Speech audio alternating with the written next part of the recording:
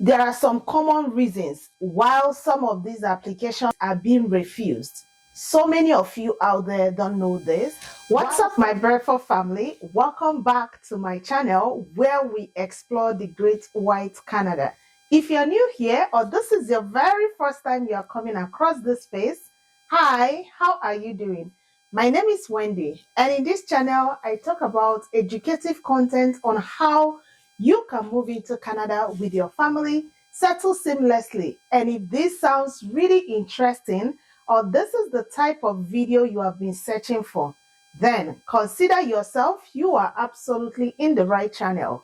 For my returning and old viewers, I really appreciate you all. Thank you for your love and your support. Thank you for always coming along to watch my video and as well as share the video with your friends and your family. I really appreciate that. Okay, so if you are yet to subscribe to this channel, you might want to click on the subscribe button, turn on your post notifications so you don't miss out on all the incredible videos that I will be putting out there. And do well to give this video a like, and as well share this video with your friends and your family. Anyone out there you know that will benefit from today's video, please do well to share with them. All right, because remember, sharing is absolutely caring. All right, so having said that, we are going to be delving right into the video today.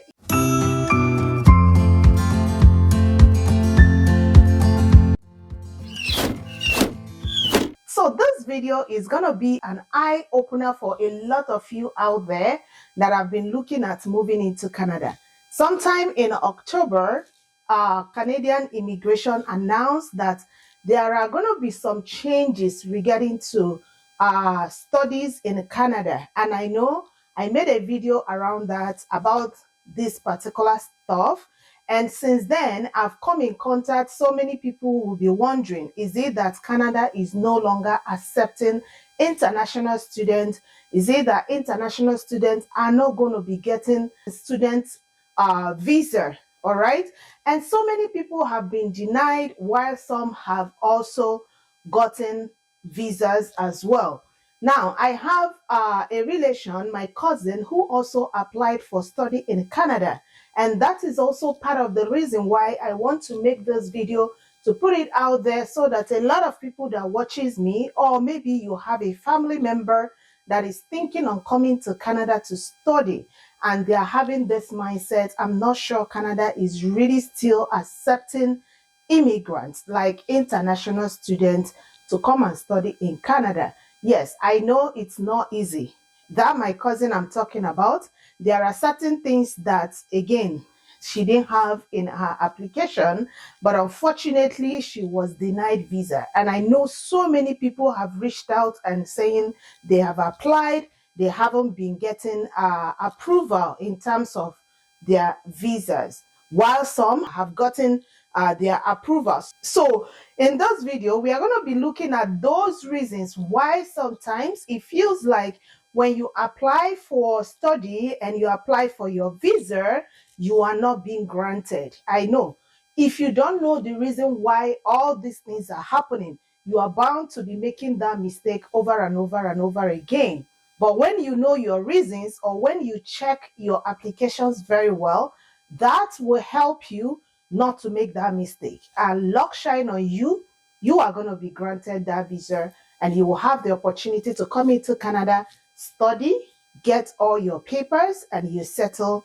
And again, if you want to move back, you also have the opportunity to move back to your home country. So stick around with me, because this video is going to be an educative one. You will learn one or two things from this video that would help you. Remember, 2025 is around the corner. A lot of people have some plans in terms of moving into Canada. So many people are coming into through different routes, right? But for students that are looking at coming into Canada, this video will definitely help you a whole lot. Okay, so like I mentioned, since October this year, 2024, the Canadian immigration government has always been scrutinizing, reducing, and also making some analysis. So in terms of the study permit that is being granted for international students, okay, there are some common reasons why some of these applications are being refused. So many of you out there don't know this, while some know that, but again, because it could be maybe they don't have any other means that they can make this happen. But again, I know so many does not know that. Okay, so when my cousin reached out to me and she was like, oh, I'm not sure why I was being refused for my study permit, I was like, okay, let me go through your application and see what exactly is it that you didn't do well. And on going through that, I discovered one or two things which I'm going to be sharing with you in this video, because that really helped her. Again, by the time she reapplied and believing that she is going to be getting that, okay, because those mistakes are things I tried not to repeat again, right? So the first common reason or the first common mistake that a lot of you out there that are applying for study permit in Canada, we always do is, number one is your purpose of your visit. What is your purpose? What is the reason why you want to come into Canada to study? All right. IRCC may doubt that the primary intent is to study. Of course, they will definitely doubt that, but you need to give them reasons while you are very sure that your reason of coming into Canada is to study. All right. This often causes when the choosing program does not align with the applicant's background or future plans, right? So what does this mean? You are applying for a certain course in Canada, but when they check your background, it doesn't rhyme with your background. That can be a red flag, okay? You cannot say that you studied engineering and you're trying to come into Canada to study something totally different, which doesn't rhyme with your area of interest or maybe your area of study. That can be a red flag, all right? So the next one that I'm going to be talking about, which a lot of people I know out there might also be having challenges when it comes to this, is insufficient ties to home country. You need to have something that they look at that, oh, this is stuff that is going to take you back when you finish your studies. All right. Applicants forced to demonstrate strong reasons to return back home. Yeah, such as your family could be your strong reasons, meaning that if you're a married person, you are coming in alone. Yes, that can stand as a strong reason that you want to go back to meet your family. Right? Then another one will be properties. Are there properties that you have, things that you know you have back home that will still be that will take you back? Then another thing is that if you have a job, please do not totally resign on your job, because that can stand as a strong tie for you. Because knowing very well that you have a job that you are doing, or maybe you are into business and they look at it, you give them all your statements and also registration documents. Looking at that, it can stand as a strong tie for you, and that will help you that at the end, depending on the officer that is taking care of your papers or your application, looking at that will stand as a strong tile. But one thing I discovered is that a lot of people do not have anything or any reasons whatsoever that they are holding that is a strong tile that will take them back home. All they want is to come in and study, and again, these things can stand as a barrier for you to get that your study permit. Okay, so you might want to look into that and be sure that before you start applying for 2025 2026 section, make sure you have a strong tile, something that can hold you. You will say, okay, this is going to be my strong tile that will take me back after my study. Then the very next one that I have here, so if you see me looking down, I made some notes, so I don't want to lose my sense of thought. So that's why I'm going to be looking down. The next one is academic or career inconsistency. I've mentioned that, but again, I'm going to point it out again. A mismatch between past studies or work experience and the proposed program of study can raise a red flag. Yes. Okay. So these are things you have to checkmate. You cannot say that you've worked or maybe you studied a certain degree or you've studied a certain program before and you're working as in that field. Now you are coming back to say you're studying in a total different field again. Yeah, I know it's possible. Someone can decide to change their area of interest, which is still okay. But again, those are the things they look at, right? Those things can raise a red flag that will say, okay, am I sure this person is really, So those things are anything you can do to reduce any risk of thinking that you are not for real. Please try as much as you can to reduce all those so you will be granted your study permit. Then the next one is weak statement of purpose. This one is very important. I've seen so many people that their statement of purpose is not that strong enough. An unclear or generic statement fails to convince officers of the applicant's intent and readiness to study in Canada. Yes, so you need to watch it. Don't just go out there and get any random statement of purpose. Sit down, analyze, think and think and think. If it requires you to write it over and over and even have someone to proofread that for you, do that. If you require to seek help from maybe someone that knows better than you, please do not hesitate. Do that before you submit your application. That will go a long way for you. You don't want the officer that will handle your application to start having this notion, am I sure? Am I sure? No, you don't want such situation, all right? So the next one is document issues, right? Incomplete and unverifiable documents such as your bank statement or educational certificate can lead to refusal. Yes, a lot. This causes issues, right? When you have fake information or documents, please don't even bother, because again, all these things are going to be verified. Take for instance, you say that you have this certain certification, and on the process of trying to verify that, the school is saying that they don't know anybody like that. It's going to be a red flag. All right. And again, if you're getting your statement of account, you have to be sure that you are presenting the right statement of account so that whenever the officer may or anybody handling your application wishes to verify, they are not going to have anything that would say, okay, this person is not real. All right. So, guys, please, anytime you're trying to apply for your study permit, make sure you have all these things checked. If you cannot check it on your own, look for someone. Like I mentioned, look for someone that can assist you. It doesn't hurt, okay? Yeah, so now someone will be asking, what can I do in this situation?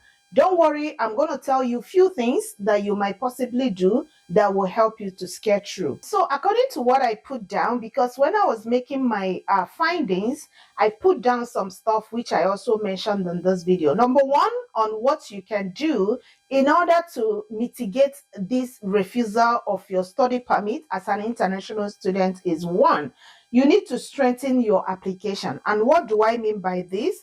Write a clear, detailed statement of purpose explaining why the purpose choosing program fits your career path and why your plan to return home after studying. Okay, you need to make all these things clear.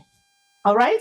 Then you highlight strong ties to your home country, such as I mentioned that before, your family. It could be your family. You have a family back home that you need to go back and meet. You have a property that you cannot just allow it to just lie like that. Maybe you are building, or maybe you have a landed property that you want to develop, right? Or ongoing employment, you are still being employed and you don't want to lose your job, so those can stand as a tile, right? Then another one is to provide a verifiable financial document such as a 6 months of bank statement or a guaranteed guaranteed investment certificate, which is GIC. All these things you have to provide a genuine. Now, let me mention this.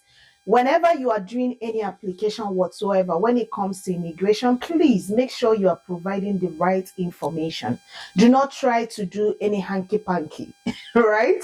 So once you provide the right information, and again, luck being on your side, and again, when you have your God and you pray, whichever God you serve, if you pray very well, that can be a success for you. All right. Then another thing I have here, which I put down that you need to do in this situation for you not to have a refusal, is to seek a professional help. Yes, yes, yes. I can say that over and over again. If you don't know where to start from, if you don't know what to do at every given time, yes, he's right that you don't know everything, right? But if you know you can do it all by yourself, feel free, go ahead and do everything all by yourself. Otherwise, I would advise you to seek for a professional help. All right. Now, another one is to reapply with improvements, right? When you are being refused, do not just go back and say, hey, all hope is gone. No, go back, reapply. But before you reapply, just like that, my cousin, that was exactly what I told her. Okay, I told her she can't even say she's not going to apply again. Rather, we went back, we strategized, and again, before she applied and she wanted to come with all her family. But I told her this time around, you don't need to include every of your family, your husband and your children. No, you need to apply all by yourself so that they can stand as a strong tile for you. And that really worked for her. Can you see that? So, you watching me today, or you have someone that is planning on coming to Canada, please share this video because it's going to help them a whole lot. Okay, another one is to appeal through new process. Canada has introduced a fast-track review process for study permit refusal, allowing some cases to be resolved within months rather than years. This may apply if your case is straightforward and meets specific criteria. Yes, I agree with this because again, those are things I also told my cousin. I had to tell her to appeal for it. She needs to know her reasoning or reasons why she was being refused. And to be honest with you, she got a massive answer for this. She was told the reason why she was being refused. So whenever such thing happens, which I don't pray for, but I know that some people watching me on this video today, some of you might also encounter, or you have encountered, or you know someone that have encountered this situation. Yes, they shouldn't just sit back. They can appeal for it. And this, if your case is a straightforward one, it's not going to take up to a year and all that. It can take up to months for you to get response. Okay, so I hope this video has been of great informative for you. I hope you caught one or two things out of this video that would help you in your next application, or you have someone that is undergoing this situation that need massive help, doesn't know where to start from, or what actually is the problem towards the refusal of their study permit. Please do well to share this video with them. And also, I encourage you, do not sit back and say, oh, all hope is gone. No, you can reapply. But before you do that, make sure you revisit your application, your documentations, everything that you did previously. Be sure you are not doing the same thing again. All right? And I'm wishing you guys all the very best. I know it's not easy, but again, God being on your side, you're gonna scare through. All right, I'm gonna be ending this video right here, and I want to say a big thank you for watching me to this very moment. If you're yet to subscribe to my channel, you are highly welcome. All right, click on the subscribe button, turn on your post notifications, so anytime I upload a new video, you will be the first to get notified. And don't forget to share this video with your friends and your family. And remember that sharing is absolutely caring. Stay blessed, stay safe, until I come your way next time. Bye.